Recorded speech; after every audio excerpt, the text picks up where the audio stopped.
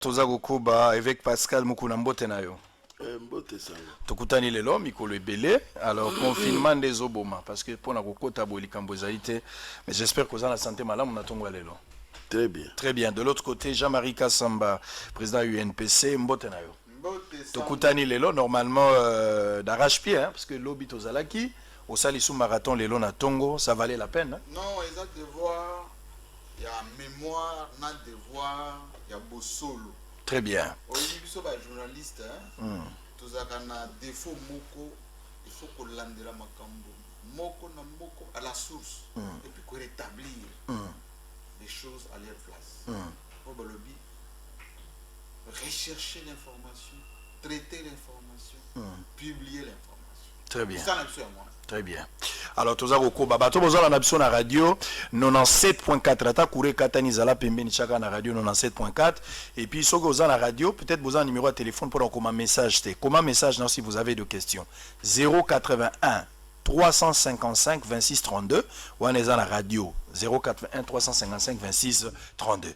Alors Tobandi Nabandi pas avec Pascal Mukuna pour yenda sengaki droit de réponse mais motuna liboso ya kokota boy mikolo nyo se uti koleka nazwi ngonga kolamba yo lisusu te mais natali quand même yo epa baninga bazosala mosala eza droit na yo bakoki pe ko approcher yo po to solo na bango na kati wana ozali na démarche moko za kosala olobaka ngo epa na ngai mais na mon lokolo évoluer déjà likolo likambo ya plainte contre Joseph Kabila pour na gestion ya mboka pendant bambula nyonso ya gérer pour na yo moni ke mboka etamboli malamu te na lingi na yeba na loko liboso objet ya plainte soki ya solo plainte ezali objet ya plainte ezali nini nani aza ko porter plainte est-ce que vous déposez yango déjà boza déjà na bavocat nini ko koloba autour ya plainte wana nde motuna ya liboso bon n'éviter ce qui na cause c'est la motion motion ya procédure ngana yé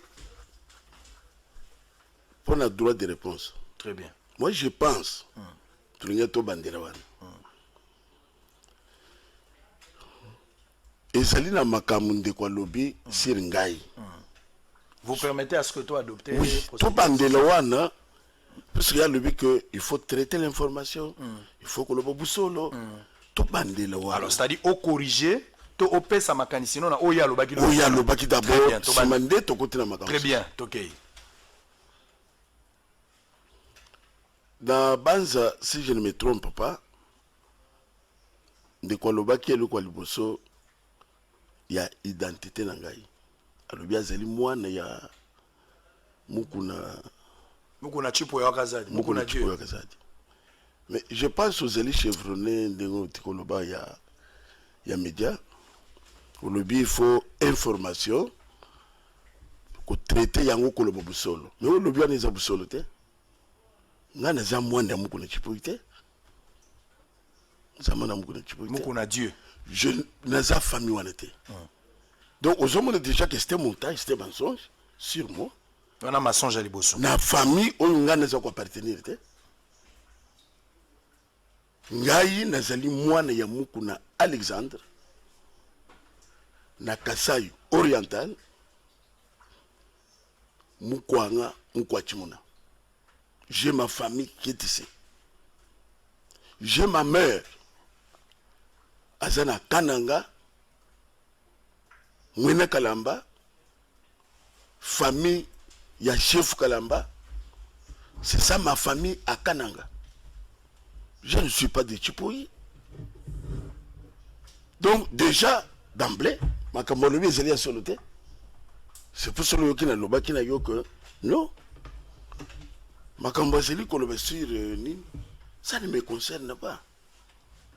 Et ça y a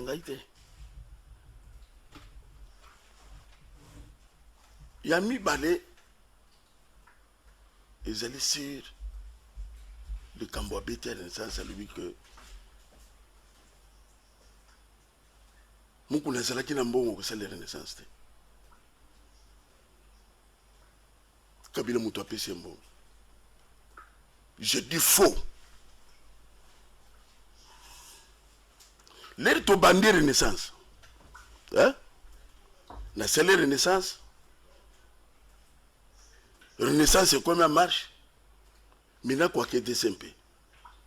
N'a quoi il y a l'image ou saute bazo yana yango. Mina kwa telemi alobi que Joseph Kabila atindi na DCMP pour remonter équipe.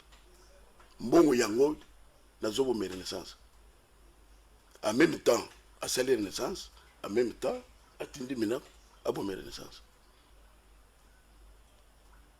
Gouverneur Kimbuta soka kozala zolandanga sikoyo. Azolanda na tongo.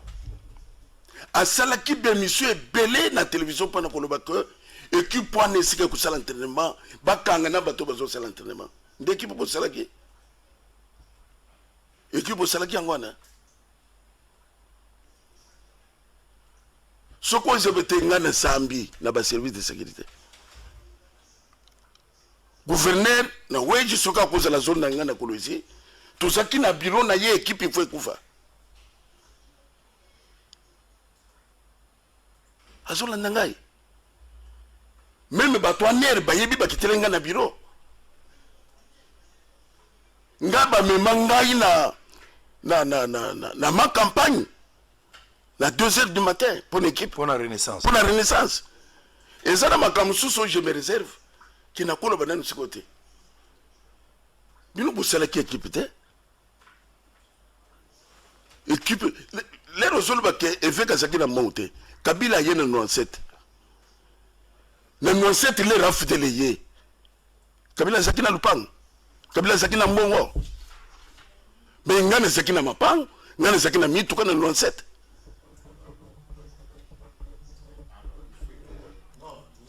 il ne faut pas confondre non laissez il ne faut pas confondre des choses sango puisque mbongo bezolo bwana bango ba yaki na mbongo te mbongo bezolo bwana uti wapi ils mbongo l'état. Ce n'est pas que Batozeli ko so mbongo l'état mais mbongo siko bezolo bake asaki na mbongo te biso mbongo wapi puisque leur ba yaki basaki na mbongo te mbongo bezo wapi 2 points déjà. Voilà la renaissance. 3e point, alobagi na yo kozali kabiliste munene. OK, soki na za kabiliste munene. Nyoka soki za na mai. Mbise za na mai, ngando za na mai. Mbisa zo yebisa batuke ngando zo bela, nana ko dute. Batune so bakondima. Batune so bakondima. Mais soki na za kabiliste, azo contester ngapone. Puisque na lobi ke Kabila gérer mabe. Donc, mon tour, il y a ça qui c'est que tout le monde faut l'habiter. Mais pourquoi il me conteste si je suis kabiliste? C'est-à-dire aux kabilistes. Mais je ne que na métier des kabilistes. Na lobby Kabila a géré Mboka Mabé. Mais pourquoi il me conteste si il est kabiliste? Ça c'est moi nanda coupé à koko loba Mabé nda kona ye. Ya mona tuni aux kabiliste te. Mais zali citoyen congolais un pasteur na kabiliste. Otikala ko zala kabiliste. Non. Très bien, merci beaucoup. Je pense que le même timing tozo na traité na Kabila lokola pasteur na Mugozambo. Très bien, merci beaucoup. Za la peine à patience. Ndeko Jean-Marie Kasamba, ngonga yango siko yo ebi likambo ya moto soko beti en absence na ye okoko longa na miso bato. Mais na miso na ye, faut za la makasi ya relaxer ke ozolo beza ya solo. Oyo ki avec Pascal Ngona pesi ba point misato. Ya liboso obengaki azali mona ya mukuna Dieu a démontrer biographie na ye aza lié na famille wana te. Soko ko bongisango e kozala malamu. Soit ozana ba preuve mosusu ya ko appuyer ke za ya solo. Ya mibale likambo ya renaissance ya lobiawa Joseph Kabila par l'entremise ya ndeko obeminako asimba mbongo bo alobi batindi a remonter des rings ndenge nini mutu atindi a remonter des rings mais en même temps il faut appuyer renaissance c'est vouloir une chose et son contraire et puis 3e point ezali kambo auti kosukisa atikala kozala kabiliste te soki a traité na Kabila ezalaka lokola mokonzi ya mboka na pasteur certainement Kabila ndazaki na besoin na ye oui merci mingi ndeko normalement il fallait pas nazala awa compte tenu na statut na ngai na ndenge nazalaka na niveau ya ngai mais na kiti mpo na nini na kiti mpo na rétablir vérité na mboka oyo il faut que na mboka na biso totika o balobi duplicité totika o balobi opportunisme ndeko nanga oyo mukuna aza na mandat ni ya bakasayen te ni ya peuple congolais te ni même pas ya église Non, il y a église à Zanangwaza, Aza évêque. Église na ego Aza évêque. ya ye. Exactement, exactement. Aza ébélé. Pour engager responsabilité. Ah bon? Ça c'est de un. De deux. Makambo nyonso auti koloba awa. Dans les yeux, je le regarde. Azokosa. Pourquoi Azokosa? D'abord, tout bandana nous, nous n'avons azaki boxeur. Tout n'est ce qui a dit azaki boxeur. Ah bon, il y a un côté, mais. Merci. Ouais. Deuxièmement, tout le monde a une renaissance parce que c'est ça qui intéresse les gens. Voilà. Tant que nous sommes côté entre na équipe où il y a Balbi Imana. Hein? Nous sommes côté na 4. Il y avait Roger Stingi, Moussangani, Mukuna, Makati. Joseph Kabila Zole kana triomphal wana. Ba supporters sur la télé nanga wana. Ba tous les élus bezani nya oh non, ça ne va pas, ça ne va pas dans l'équipe. L'équipe a bengisi à l'époque, ma collaborateur naï. A bingaï, je veux qu'il y ait la paix, notamment dans l'équipe. Qu'est-ce qui se passe là-bas? Balobi bazo ouais la kuna trouble les akuna. Donc, mais pourquoi on ne peut pas avoir une autre équipe? Ce qui y a des dissensions là-bas. Bocha! Ndegonanga Oyo. Mukuna. On a bien attendu comment? 3 personnes. Roger Singh, Moussangani, Mukuna. Bocha Bazumbo en pessier. Mukuna, oui. Bokende, vous trouvez solution. Ils ont refait une équipe qui s'appelle Renaissance. Il fallait présidence et un groupe tournante. Après une période, l'élection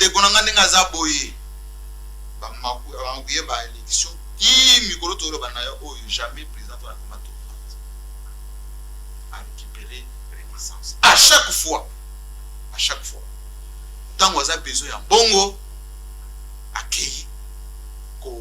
Kosenga mbongo ba pesi mbongo nazo tunayo tout de suite.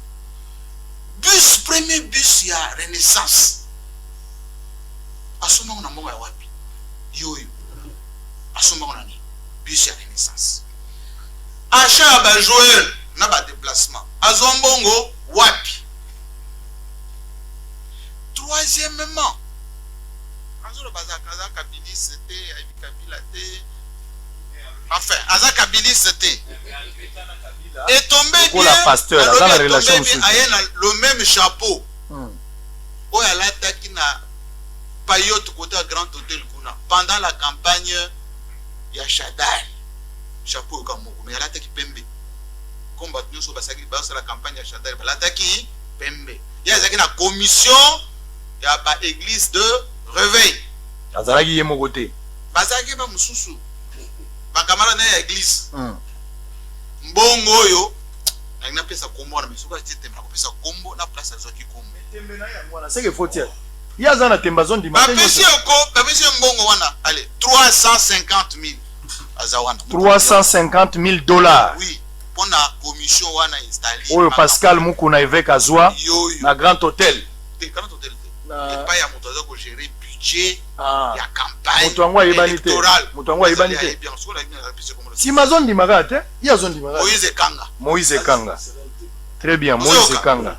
Moïse Kanga. 350. Na lobby boye. Na ba reçu Ezali. Na kotanga ba mususu te place Mugalo akeboy. Ai na su. Jérôme Sekana boy, asu. Ye kaka mukuna oyo. Et puis na zolo ba po ba mususu ezali ba mususu. Nga moko oyo Jean-Marie Kassamba. Président de l'UNPC, surtout patron à TD5. Dans le cas de problème, Moussangani, Roger Tingi, combien de fois il y a DG dans la langue Nabiso? Tinderanga journaliste, n'a pas vérité dans ma cambouille. N'a pas journaliste, n'a pas moko, doudou mbala, chaque semaine, émission à Zosala. Na facturage jamais. Ce qui n'a facturé sur après ça n'attend. Bambongo na ngana salisa e. Kaka mokuna oyo mokuna François Beya directeur général DGM combien de fois ngana et tokutana ati chambre à Beya azoluka ba facilitation ya ba déplacement Beya sengi etanga so ba makelele na yo partout ko finga bato nani muto pesho manda osala biloko azo traiter Beya kabiliste conseil spécial du président de la République Yémo toi yebisio Limbisa na Limbisa obozwa yo olongola nyonso juste après audition na yo lobi bato wana ba invitanga kuna ba kabiliste bazo continuer makambo na baza sala kabila yo moko mutolo ngata yo mutu na bakisi lisusu bato FCC kofinga matin midi soir bato FCC mais tant moko na divorce azu moi si asika mwana muke akendeki pa nani ko présenter moi swana kolukana lisungi moi si Kabila on a zo benga Rwanda te nani moi si nini Mama Olive Lembe Kabila donc moi avec azanga kana mbongo d'autres yo kanisi OK na moi si pas Mama Olive bosololi et puis obimi devant caméra Angel Kana a telemi pembeni oloba na yaka kapona sali aller retour Mama Olive a fait c'est l'autre côté troisièmement aussi les sawana Mende o malanga ozo finga matin midi soir il y a même pas 3 mois tout ce qui na yé kuna epa kuna coordonnateur ya TNT au mwenda cha akata atake ministre a gérer ba télévision na biso ayo négocier ma télévision na yemo na ite soki bazo ba mikanda entre la siko yoko zala na moyi ofingi batu na pourquoi ozolia na bango ou bien oliaki na bango mémoire nini biso tozana ba congolais azo kanisa que tout ce qu'il fait là c'est aider Félix Tshisekedi mais Félix Tshisekedi est un président Balouba Félix Tshisekedi est un président ba congolais tout ako ko associé ba tout ya est ba comme ba rwandais ce qui les loba tout ni mukuna bon la biso papa yolobi petro la biso Congo fonction adresse ya ba Rwandais oyo Joseph Kabila ayena bango na Congo awa ye moko na vidéo moko na ya na tindeli moko na yemo alobi le Rwanda c'est rien ce sont les occidentaux bazo utiliser au Rwanda pour ba déstabiliser mboka na biso armée na biso bazo bebisa yango pendant la transition ba sangisi RCD MLC et tout ça le même moko na lelo bazo vilipender Rwanda. Très bien. Donc, juste pour conclure, il va intervenir et je reviendrai encore pour préciser des choses. Il n'y a pas de souci. Je vais encore préciser des choses. Même après la victoire de notre frère, Félix Tshisekedi. mais qui n'a pas vilipendé Cholet en disant de Cholet, on est dans un état laïque. Politique. Aujourd'hui, on a vu l'église et commis tribune politique. Mais ce qui a lié ça la politique, c'est la partie politique. Mais on a vu très bien. des bandes. Donc,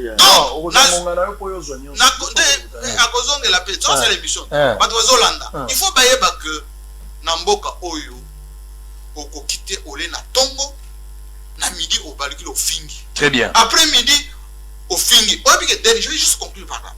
Juste petite précision. Mokonzo ya biso Félix Antoine Tshisekedi alobi bato ba sokola maboko pona corona. Nasa na vidéo moko awa. Ye moko azoloba.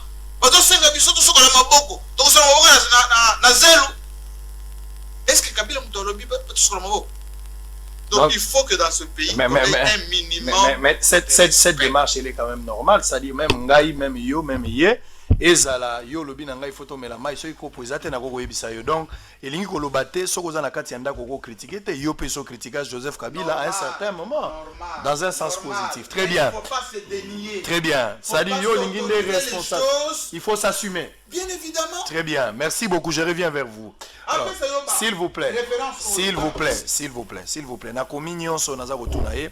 On va rentrer avant de rentrer dans la régie. Et va quand le banane topé mais puis on va répondre. Alors, question est claire, je pense que ngana ko banda rappeler ceux qui te na yoki nyonso très bien, allez. nazo bande na oya suka alobi ke mokonzi alobi sokola maboko ya alobi to kosokola maboko na nini omoni il ne faut pas conduire na baïonnette. Il ne faut pas conduire na mensonge na montage. Vous êtes connus pour ça.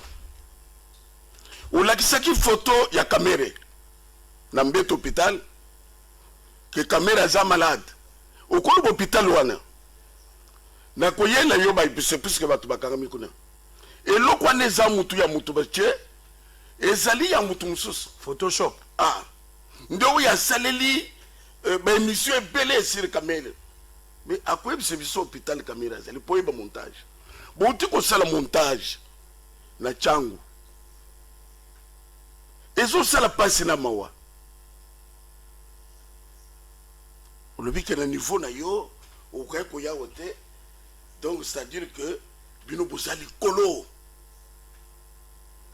Sango azolo beli kolo ko sokola maboko. Kabila leki na changu. Baboseli ke confinement ezali. Bakamati batu na bango ya FCC ndenge ba mensena 5000 boke ndoko telema na chango lera koleka bobeta maboko tolendi on nante montage na bino yeba baseli ya kamera mais kolongwa kokoma chango aleki lingwa lete aleki kasabubu te aleki matete te bamuna kiete po bobeta maboko aleki njili te po bobeta maboko sima ya kwa Tamsu so de moto ezate le long ya nzela. Attends. Akangami ne na mbuteyage akuna. S'il vous plaît.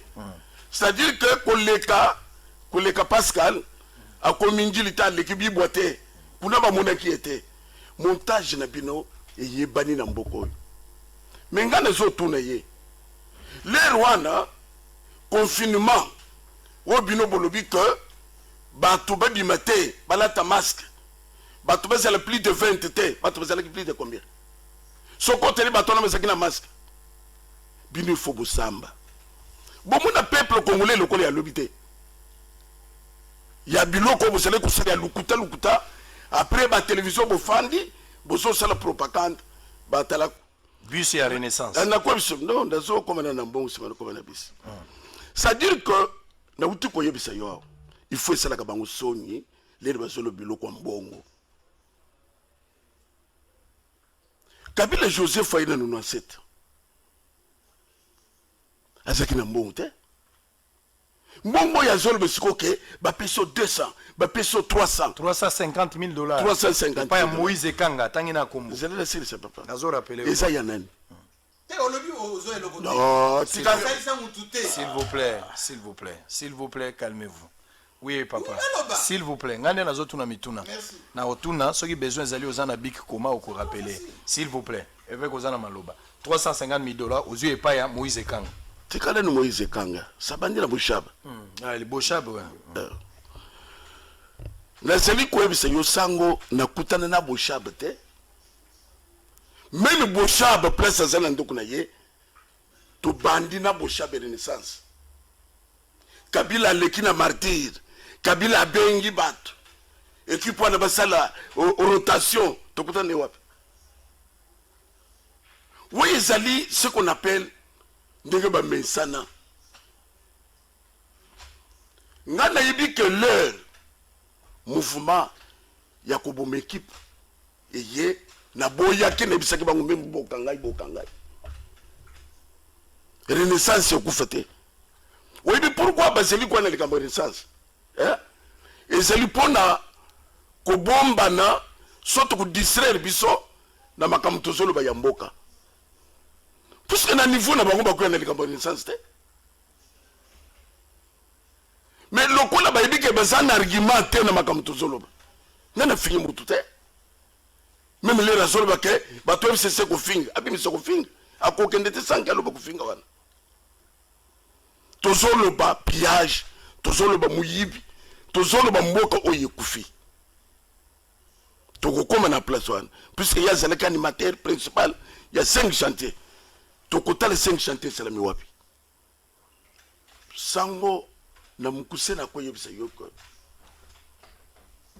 Evariste Bouchard même place azali otikala kokutana ite nakutana na yete apesa pe mbongo te apesa nga monte nazoloba yango na loboko na motema botika montage omoni salaka makambo weza na niveau na yo so moni lere boza na chango atindeli nga ba image aye moka tindeli azoloba ke tala donc ça veut dire que balingi Kabila a 30 ans Kabila a 35 ans mais na ko bise bino ke lukutana bino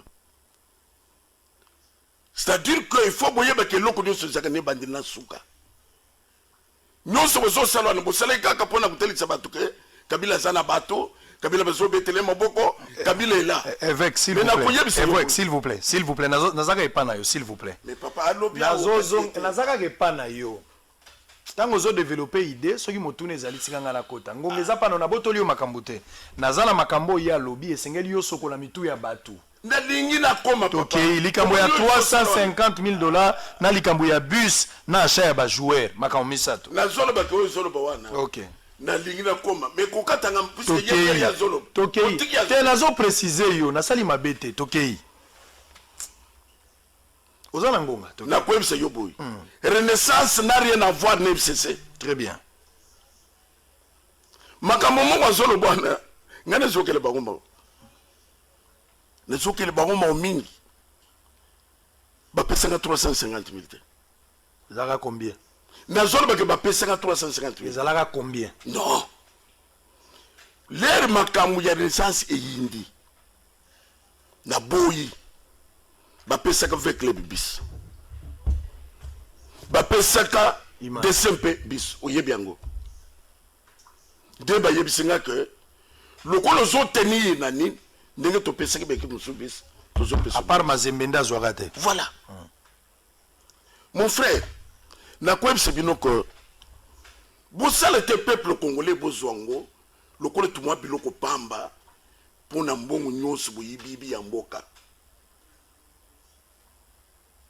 supposons ndenge bosalwana 10,000 bayeba beti pe maboko bobo ebika bezana nzala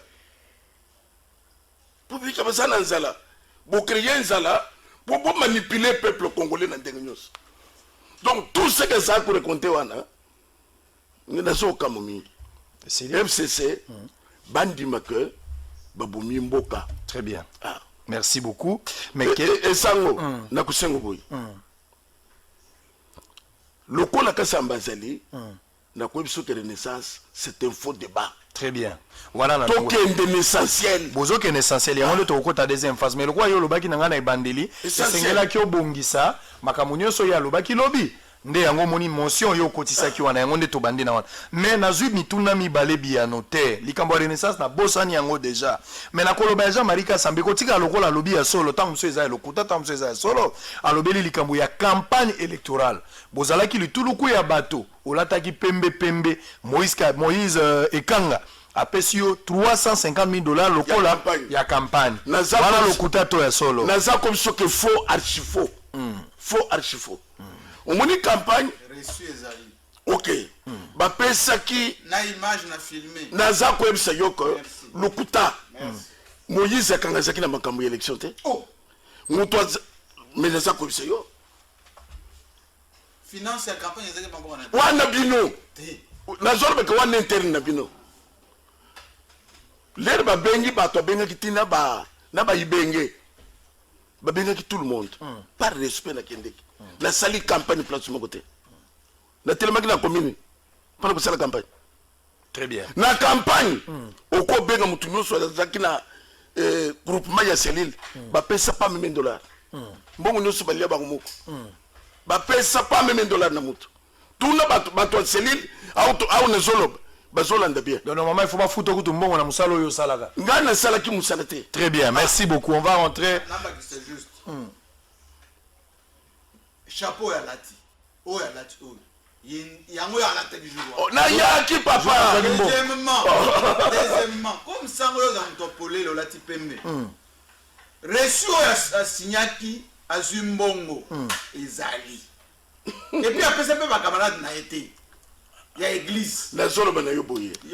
S'il vous plaît, s'il vous plaît, s'il vous plaît, s'il vous plaît, s'il vous plaît. Alors, révérend, s'il vous plaît, s'il vous plaît, s'il vous plaît, s'il vous plaît, s'il vous plaît, s'il vous plaît, s'il vous plaît, s'il vous plaît, TVza Radio T 97.4, bozola na biso na radio. Tolingi lisusu te na mboko lokuta eumela na mosalo toza kosala. Voilà. Ato liengu bana sama ipose ko bimaka ka likolo. Toboyi s'il vous plaît. Toboyi politique il y a deux visages. Toboyi pe montage. Kokose la moto likambo te e bembende bakose la likambo. Mais moto azana bomo ya kogi koloba. Ata okende ko sala eloko ya kobatama. Eloko wana pe koki ko bima quelque part. Yo moto zo sala eloko ya montage koyebana. Ba politicien belé. Toba leader politique, toba leader rebelle, basakani na peuple congolais pona nini.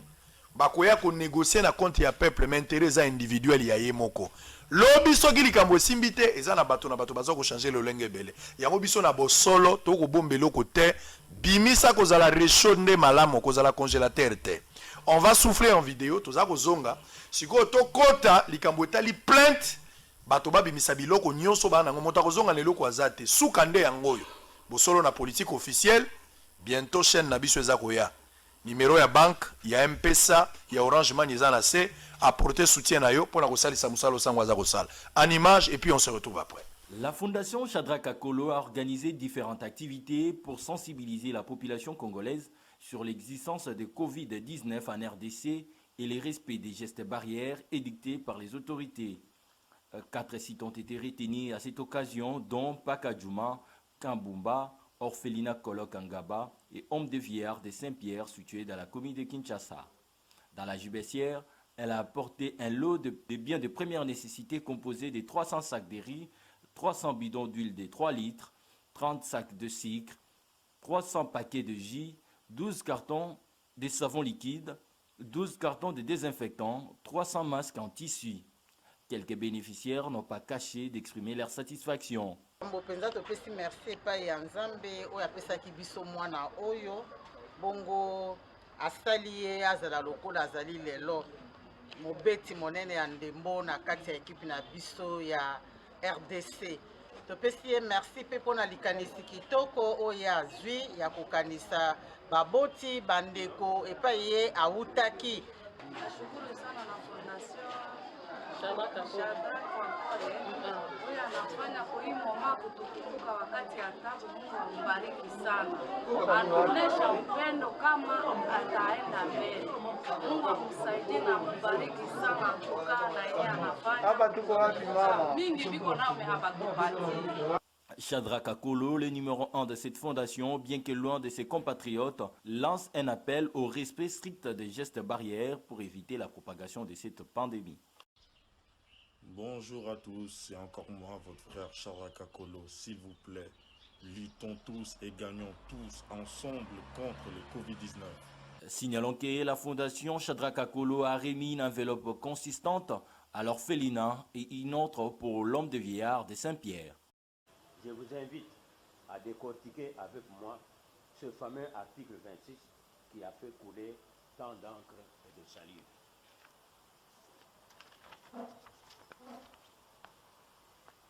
1. L'article 26 des statuts.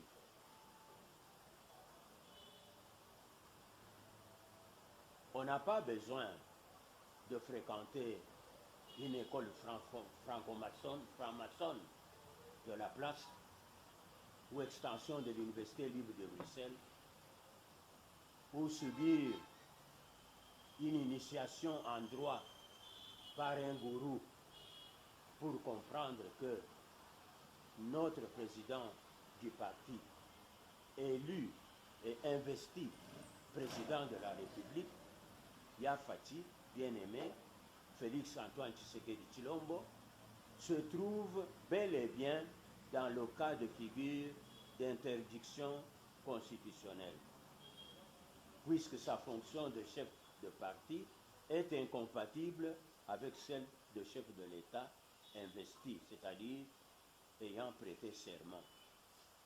Voir article 96, alinéa 2 de la Constitution. 2. Le directoire sera tout alinéa 2 de l'article récité. Son intérim est assuré par le directoire du parti, DP en sigle, c'est-à-dire un présidium ou un triumvirat composé de 3 membres. 3 membres, ce n'est pas égal à un membre, un président haï ou un président faisant fonction pour éviter la dérive dictatoriale. Que l'unité du parti ne se décrète ni du haut des tribunes de la presse ou des meetings, ni devant les micros ou plateaux des médias audiovisuels. Que c'est plutôt par les actes, les paroles. Très bien. Alors, Bozola Nabiso, Bozali Ebele. Je voulais préciser quelque chose parce que namoni document mo réseau tambola. Oui, mangamba ba parquet o baza ko interpeller batumi kolonio soit. Likambo ezali likambo ya ba interpeller moto ba bengie quelque part bato ba ko sepela. Na ebisi bino likambo ya Vital Kamerhe. Et go salama le 11, ça c'est confirmé. Et go salama mukolo wana. Donc tokoyeba soki kozala télévisé biso tokozala autorisé ya kosala yango mais soki pe kozala autorisé te et que kosala mana mwa elikita ya bato pembeni wana bokoyeba yango boyeba ke na période pe COVID-19 ezali tango mosusu bakozwa mbano lolenge mosusu mpona kotalela makambo wana mais soki batia yango polele tokolakisa yango ndenge kamera aza kosenga alingi mpenza ezala polele est-ce que bobangi moko eza na ngambo ya bato oyo baza na gouvernement baza kobomba eloko to eza kaka mpona kobatela population wana mituna tokotuna bino bokoki mpe korefléchir autour nango botika natangela bino eloko moko ya lokuta nalingi na boya yango namoni lokasa moko ya parquet monsieur André Kimbuta Yango ancien gouverneur ya ville ya Kinshasa résident sur D avenue Citronelle face à IEC Kinshasa Gombe bakomi belé awa babengisi Kimbuta akende ancien gouverneur lelo azali sénateur akende ye moko na malembe na parquet lundi le 4 mai 2020 mais na bengi na niveau ya parquet pour na vérifier information pour esengeli na confirmer soki akende ta akende te parquet ba répondre ngai na bato ba pesi information na tanga kombote ba lobi keza ya lokuta nano ba bengi ete donc soki ba bengi ba kopesa biso document authentique to kolakisa bino mais tango ba bengi ete to bambela lisolo te ke ba bengi na kozela mukolo ba kobenga ye na koyebisa bino mais soki ba bengi ete to loba te ke ba bengi za lokuta monene Kimbuta sénateur batikali kobenga ete azali na nosika na ye to koyeba na mikolo ekoya soki kozala ndenge nini. Très bien, to continue la deuxième phase pour terminer. Deuxième phase ezali moto na moto aloba likambo na ye par rapport ya mboka mais to kovanda likambo ya vision likambo ya bilan ya Joseph Kabila nde loko to kovanda évêque azana démarche moi mikolo moko aza makambo ya kotalisa bato ke éveil patriotique esalama mboka ebebi bayibi mboka société salamité nyonso eza ya kokufa na langage ya évêque na nyonso na mobimba na ye ezali mes gestion il y a 18 ans il y a Joseph Kabila mais y compris na ade na ba nani Afdel bao bayaki bango nde bato babomi mboka plainte ezana nzela makamone sokoyoka yango Jean-Marie Kasamba lobi alekaki atalisi bolamu intelligence charisme nationalisme patriotisme ya Joseph Kabila oyo asali na tango nyonso atikeli Félix Tshisekedi na ba congolais héritage moko ya lokumu pamba te sasaki mosala mona wana ya lobaki mais lelo nani alobi ya solo 97.4 na radio moto ezopela fongola matoi congolais nde kata likambo awa sikoyo congélateur ekufi région des opéra tokobanda na ndeko Jean-Marie Kasamba na question oyo eza claire okolokota minute na yo mitano pona kotalisa nyonso ndeko pa kozwa minute mitano koma kote ezoloba malamu te koma tokei na lobi boye na ndeko na ngai oyo mukuna évêque pasteur tango Joseph Kabila na papa na ye na Afdel bakoti na mboka oyo na 97 azaki déjà majeur azaki na bon sens soka uti pa na biso na Mbujimai na Kasai ayebi dans quel état mboka oyo ezalaka première dévaluation en mboka oyo ezaki na 1980 monnaie par terre Mibai se kufaki Jekamine kufaki ba société non se kufaki. D'abord IDPS va créer un groupe nani. Mais gestion, souffrance. Natinero d'ailleurs, image, lobby, reportage à France 2. Bazole Xamobutu na Kawele. Piège Salman Amboko pour nani. Souffrance. Ba opposant nyonso bazaki na message nini. Souffrance. Kabila a coûté na banque centrale 0 francs. Il n'y avait rien qui fonctionnait. El Zahir par terre, tout par terre. Babandela à 0. Mobutu akende ki awa. Bibembe na sima. De 1997, ou plutôt 97, va comme Tilelo, d'accord, 2001, tant que la joué pouvoir. Courbe. Il y a économie na biso et mata. Courbe. Ce qui a ça, en matière économique, on comprend ce qu'on appelle courbe, croissance, depuis qu'on a repris la croissance avec le partenaire de ce pays. On a refondé l'État. Constitution Yassika. 2 programmes de reconstruction nationale, 5 chantiers révolution de la modernité. Nakisasa Awa, place à Fandaka Awa. Lumumba, c'est un petit peu à Fandana commune. Et Salema. Boulevard du 30 juin. Na tangi lobby ba aéroport. Ba nazo zonga kana secteur oyo ya sport. Azolo ba est-ce que Kabila a edamboka oyo abongise loko nini? Aye biso ba stade oyo municipal ya Kisasa. Nani muto atongongo. Stade à Kindu. Qui a financé ça? Stade ya Bukavu, Kavumu. Attends un stade et pas un mouvement où il y a changé à Zaka Bundanango. Kabila pesa au balobi contribution à personnel. Mata tamponio gouvernement et pesa. Aujourd'hui, nous avons biso tant basali remise et reprise. N'a pas un lobby awa. A côté armée. Oh muku na finga ka tous les jours azako finga oh armée na biso azako kate Rwandais. Surtout sengi awa Alexandra ba officier rwandais ba infiltré armée na biso. O armée ozo sala musala malonga na est chaque jour. O ya azo dénigré. Kabila muto sala armée o compté parmi les armées le plus performantes il y a monde et Afrique. Kabila muto sala. Démocratie o izo permettre muku na lelo aloba boye. Parce que ça la campagne ya Shadari. Parce que la démocratie est là. Mais qui a organisé les élections ici? La constitution, la constitution de la République démocratique du Congo. Qui a promulgué cette constitution? Reconstruction Yamboka. Alors, citez-moi dans quel domaine Kabila Zali et Loko Yamalonga. Mais ce qui m'a Sali est l'autre côté. 1,4 milliard de dollars à la Banque centrale. Taux. Il y a dollars et combien de combien? 19. Quand Mata Tamponyo Azaki premier ministre Yamboka Oyo, taux ezalaki combien? Ezalaki que avant le 20, bah foutu batunyos, les lots. N'a pas église de réveil parce que ça m'a église de réveil. Alors qu'avant église de réveil ezalaki marginalisé. Nani muto